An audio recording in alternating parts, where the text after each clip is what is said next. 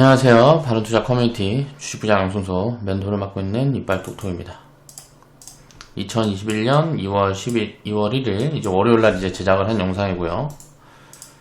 자, 효성 첨단 소재 115% 이제 수익 인증해 주신 회원분이 계셔서 기업 분할에 대한 이야기를 좀 해볼까 합니다. 그리고 이제 기업 가치가 이제 재평가되는 이 부분에 대한 이제 체크 포인트를 좀 해볼게요. 자, 평생투자님이 이제 수익 인증을 해주셨고요. 인증 감사합니다. 수익 축하드리고요. 여기 보면 효성 첨단 소재 115% 이제 인증을 해주셨죠. 자, 1월 25일날 이제 업데이트를 해주셨고요. 자, 효성 첨단 소재 체크 포인트. 자, 이제 효성 첨단 소재 같은 경우에는 자, 수소 풍력. 자, 이게 이제 미래 산업인데 지금 굉장히 큰 폭의 업사이드가 나올 수 있는 섹터라고도 볼 수가 있겠죠. 당장 이제 뭐 숫자로 찍히거나 뭐 하는 부분들은 당장 이제 크게 보여지지 않지만 이 산업이 이제 장기적으로 성장할 게 거의 이제 뭐 담보돼 있다. 라는 식의 스탠스가 이제 글로벌리 잡혀가고 있기 때문에 그렇게 되면 이쪽 산업이 크게 성장을 하게 되면 이쪽 관련된 소재 사업을 하는 효성 첨단 소재 같은 경우는 업사이드가 굉장히 좀 크게 나올 수 있다. 라고 이제 생각을 해볼 수 있는 기업이고요. 이제 현재가가 한 27만 6천원 정도에 이제 적정 가치는 지금 수준에서는 한 38만원 정도 제가 이제 평가를 해봤을 때는 그 정도 보여지고요. 이 기업이 지금 이제 뭐 핵심 소재 사업으로 이제 좀 밀고 있는 쪽이 이제 탄소 섬유 쪽이 있는데 요걸로 이제 이 탄소 섬유 사업에 진출하는 기업들은 굉장히 많아요. 그런데 요쪽에서 이제 매출이 잡히는 이제 거의 뭐 유일한 기업이다. 우리나라에. 이제 그렇게 볼 수가 있을 것 같고요. 탄소 섬유가 뭐냐? 라는 거는 이제 뭐 인터넷에 쳐보면 나오니까 그렇게도 공부를 해보시고요. 그거 말고도 이제, 풍력 관련, 원재료를 이제 생산하는 기업이고요. 그러니까 풍력과 이제 수소 관련된, 이제 소재를 이제 생산하는 기업이다. 그리고 이제 뭐 각종 소재를 이제 생산하는 그런 화학기업이라고 보면 될 것 같아요. 제가 이제 이 기업이 이제 기업 분할을 했어요. 이제 효성이라고 지주사하고, 그리고 뭐 화학, 그리고 뭐 첨단 소재, TNC, 중공업, 중공업 등등등 해서 이게 상장을 다 했는데, 이 효성 그룹 자체가 굉장히 원래 저평가가 돼 있던 그룹이었습니다. 그래서 이제 기업 분할을 하면서 사업부를 쪼개면서 각각 사업의 모멘텀들이 따로 지금 최근에는 좀 부각을 받고 있어요. 효성 중공업 같은 경우는 요것도 이제 뭐 수소 관련된 모멘텀을 받고 있고, 효성 TNC 같은 경우도 뭐 하는 회사더라 TNC가 아무튼간 그런 쪽에 좀 이제 뭐 받고 있고, 효성 첨단 소재 같은 경우도 방금 이야기했던 것처럼 수소 풍력 관련된 이제 소재 쪽 사업부에서 이제 부각을 좀 받으면서 주가가 이제 좀 리레이팅이 나오고 있는 그런 포지션이다라고 볼 수가 있을 것 같아요. 제가 이제 최근에 추천을 드렸던 구간들이 이제 최근에가 아니고 2019년도에 추천을 드리고 코멘트를 드렸던 구간이 11만원에서 13만원 구간에 이제 코멘트들을 드렸었어요. 이 기업은 이제 장기적으로 이제 뭐 대형주, 중대형주 좋아하시는 분들은 이제 편입해서 장기 포지션 좀 취하면 수익을 좀 많이 줄 수 있는 가능성이 높은 기업인 것 같다라고 이제 코멘트를 드리고 나서 코로나 때까지 마이너스 60%의 하락이 나왔습니다. 제가 이제 코멘트 드렸던 그 당시에. 지금 딱 놓고 보면, 자, 이거는 그러니까 외국 포지션이죠, 외국 포지션.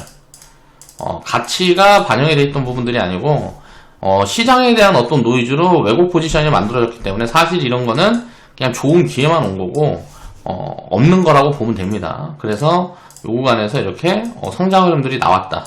라고 생각을 해보면 될 것 같고요. 지금도 이제 상승 여력이 보여지긴 하는데, 이제 업사이드 부분들이 여기서 추가적으로 더 입혀져야 좀 많이 보여진다라고 볼 수가 있고요. 지금 이제 신규 편입 구간은 안 나온다라고 개인적으로는 보고 있고요. 이 기업 같은 경우는 이제 뭐 제 기준에서는 뭐 이제 한 18만원에서 15만원 밑으로 이제 내려와 주는 구간이 온다 그러면 그 구간에서는 이제 편입 가능 자리가 아니냐 라고 일단 보고 있습니다. 그렇게 장기적인 관점으로 이제 대응을 해보시면 좋을 것 같고요. 요런 부분들을 생각을 해야 되는 거예요. 이제 기업이 분할을 할 때 물적 분할, 인적 분할이라는 게 있어요. 자, 물적 분할이라는 걸 하게 되면 보통 이제 LG화학 같은 경우를 예를 들어보면, 자, LG화학이 이제 LG 에너지 솔루션, 자, 이게 이제 2차전지 관련된 사업부죠. 전장 관련된 사업부를 따로 이제 물적 분할을 했단 말이에요. 그러니까 원래는 LG화학의 이제 지분 100%를 갖고 있던 회사를 따로 쪼갭니다. 이렇게 쪼개서 이거를 이제 상장을 한다든지 아니면 단순히 이제 매각을 하는 경우들이 굉장히 많아요. 그렇게 되면 이제 추가적으로 자금을 이제 끊어먹을 때 이제 공모를 받아서 이제 상장을 하게 되면 이자가 없이 이제 자금 확보가 가능하게 되죠. 투자를 받아서 이제 자금 확보를 하게 되는 거니까. 그러니까 이제 기업의 부담도 덜게 되고 또 이제 투자를 할 수 있는 자원을 부채가 아닌 회사 지분으로 지분을 이제 팔아서 취할 수 있는 것들이 긍정적인 요인들이 작용이 된다라고 보면 돼요. 그러니까 기업이 보통 자기가 갖고 있는 이제 사업부를 기업 이제 물적 분할을 한다라는 거는 이제 상장이라든가 매각에 대한 준비를 할 때 보통 이제 활용하는 경우들이 굉장히 많다. 그러니까 지배구조를 이렇게 바꿀 때 그렇게 생각을 해보시면 될 것 같고요. 인적 분할 같은 경우는 보통 이제 주가 측면에서는 같이 빠지는 경우들이 굉장히 많습니다. 그러니까 회사 가치를 쪼개는데 거기에 대해서 어떻게 평가해서 쪼갤 거냐라는 부분들에 대한 불확실성이 주가가 보통 입혀져요. 그래서 인적 분할 이제 이슈가 붙게 되면 오히려 주가는 굉장히 부정적으로 이제 반응을 하는 경우들이 많은데, 요건 이제 회사 가치가 어디 가는 게 아닌데 이제 분할을 할 때 어떤 기준으로 어떻게 분할을 할 거냐라는 부분들에 대해서 불확실성이 있는 거죠. 그러니까 쉽게 말하면 보통 대주주한테 유리하게 분할을 한단 말이에요. 그렇다 보니까 이 사업부를 이렇게 쪼개게 되면 대주주가 지분을 많이 갖고 있는 회사라든가 이제 그런 어떤 이런 포지셔닝이 들어가기 때문에 이거를 굉장히 부정적으로 보는 경우들이 굉장히 많은 거예요. 그러니까 물적 분할 같은 경우는 호재 이슈라고 볼 수가 있고, 인적 분할 같은 경우는 변동성 측면에서는 악재로 볼 수가 있는데, 이거를 또 바꿔서 생각해보면 인적 분할이라든가 이런 게 진행이 되게 되면 이거는 또 기회 요인으로도 볼 수가 있다는 거죠. 그러니까 효성첨단소재 원래 효성이라는 하나의 기업이 4개인가 5개의 기업으로 쪼갰단 말이에요. 이렇게 분할을 한 거란 말이에요. 이렇게 분할을 하게 되면 분할가가 어떻게 잡힐지, 회사 가치를 어떻게 평가해서 어떻게 상장할지를 우리가 알 수가 없기 때문에 밸류 체크도 굉장히 어려워지고 뭐하고 하니까 잠깐 수급 공백이 발생을 하는 경우들이 굉장히 많아요. 보통 그래서 이제 이렇게 분할을 해서 상장을 하게 되면 시장이 이제 크게 좋지 않은 경우에는 이렇게 흘러내리는 경우들이 굉장히 많습니다. 그렇게 되면 굉장한 저평가를 만들어주는 경우들이 굉장히 많다. 그래서 이런 것들을 우리가 생각을 해보면서 이제 투자를 하면 될 것 같고요. LG화학에서도 이제 잠깐 이제 코멘트를 드려보면, LG화학이 이걸 이제 분할해서 이제 상장을 한다니까, 요걸 갖고 주가가 빠진다고 엄청 반대를 하고 뭐하고 한단 말이에요. 그러니까 뭔지도 모르고 그냥, 그렇게 흔들리는 거란 말이에요. 주가가 잠깐 이따 빠질 때, 60만원 구간대인가 거기서 좀 흔들렸었죠. 60만원 구간대인가 이제 좀 흔들렸다가 지금은 이제 100만원 넘어가고 했는데, 이건 이제 시장덕도 있다라고 봐야 되는데, 요렇게 된 이유들을 생각을 해보면 뭐 때문에 그래요? 이제 LG 에너지화학이라는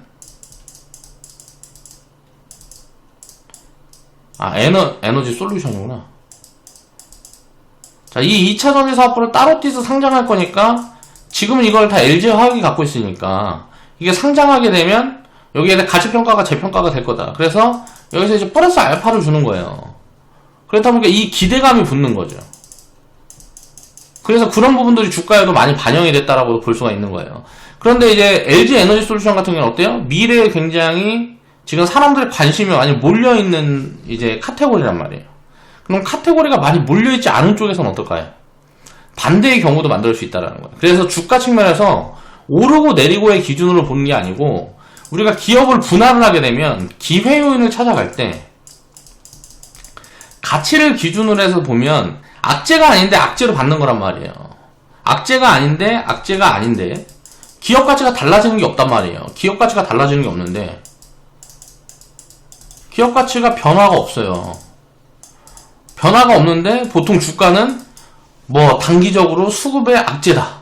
그러니까 이게 어떻게 될지 모른다라는 불확실성, 뭐 그런 것들을 반영을 하면서 빠지는 경우들이 확률적으로 훨씬 많아요. 그렇게 되면 이거는 기업 가치 변화가 없는데 주가만 빠지면 어때요? 왜곡 포지션이라는 거죠. 그래서 굉장히 그거는 좋은 이제 매집 찬스가 될 수 있다라는 거예요. 그래서 그런 포지션들을 항상 생각을 하면서 우리가 분할에 대한 이슈를 생각을 해보면 기업의 분할하는 부분에 대해서 또 이제 공부를 좀 해보고 여기에 대한 이해를 좀 하게 되고 기업에 대한 가치 판단의 기준만 이제 어느 정도 잡아갈 수 있다 그러면 이런 것들은 굉장히 투자하기에 좋은 기회로 작용할 수가 있다는 거죠. 자, 그런 부분들을 우리가 생각을 하면 이제 뭐 지배구조 개선이라든가 이런 이슈들은 계속 있어 왔고 앞으로도 이제 있을 거고 하기 때문에 기업을 이제 분할을 했다 합쳤다 뭐 이렇게 될 때마다 이제 기업 가치와 뭔가 왜곡된 포지션들이 만들어지는 경우들이 많아요. 올라가는 경우도 마찬가지고 내려가는 경우도 마찬가지고. 그러니까 무슨 뭐 상장 이슈가 붙는다. 예를 들어서 자회사 상장 이슈가 붙는다. 자, 자회사 상장 이슈가 붙어갖고 주가가 올라가면 어떻게 돼요? 이거는 가치가 올라가는 게 아니잖아요. 기업 가치가 올라가는 게 아닌데 이 자회사가 상장했을 때 이 모회사가 이 모멘텀을 받아 주가가 올라간다. 이거는 또 이제 거꾸로 왜곡 포지션이에요. 가치는 그대로 있는데 어때요? 이런 기대감들.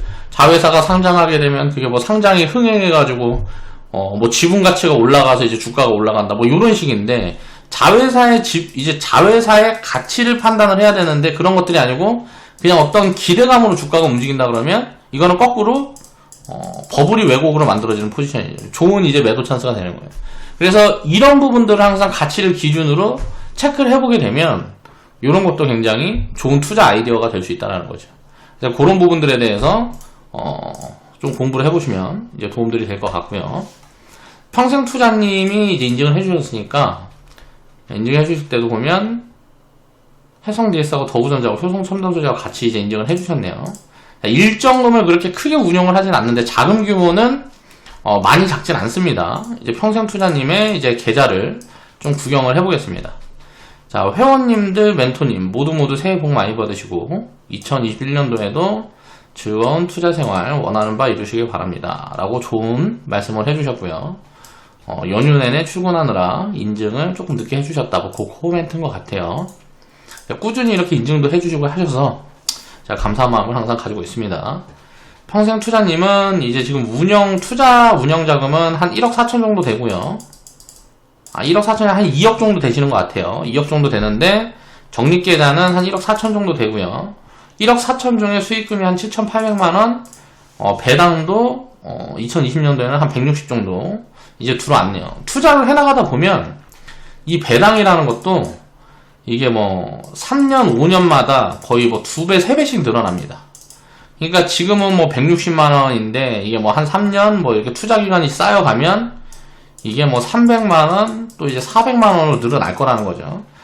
본 자금 규모가 커질수록 배당도 같이 늘어나는 거예요. 그러니까 배당도 복리가 입혀지는 부분들이 굉장히 크다. 이제 수익률 측면에는 찍히지 않지만 현금으로 이렇게 주는 거잖아요. 기업에서 배당을 해서. 그래서 이런 배당금 같은 경우도 나중에 이제 투자를 해나가다 보면 이제 계속 자라나는 그런 것들을 이제 또 경험할 수 있다. 평생투자님 이제 복리계좌를 한번 보면요. 복리계좌는 아까 여기에서 이제 본계좌고요. 적립계좌 이게 본계좌고 여기에서 이제 100% 넘어가는 종목들이 있으면 자 옮겨놓는 계좌가 이제 복리계좌예요.